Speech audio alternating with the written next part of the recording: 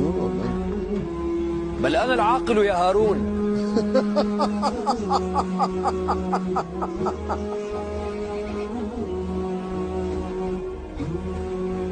وكيف يكون عقلك هذا؟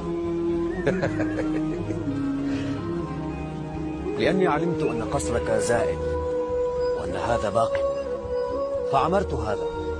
أما أنت فقد عمرت قصرك وخربت قبرك، فتكره أن تنتقل من العمران إلى الخراب، مع أنك تعلم أنك إليه صائر لا محالة.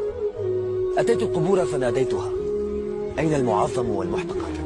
وأين المدل بسلطانه؟ وأين المزكى إذا ما افتخر؟ ألا يدعو هذا إلى الجنون يا هارون؟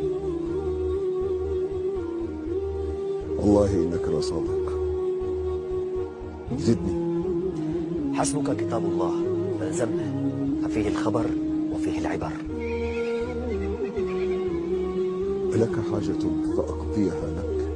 نعم، 3 حاجات إن قضيتها شكرتك.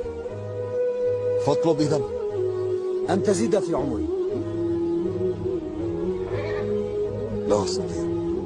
أن تحميني من ملك الموت. لا أقدر. أن تدخلني الجنة وتبعدني عن النار. لا أقوى.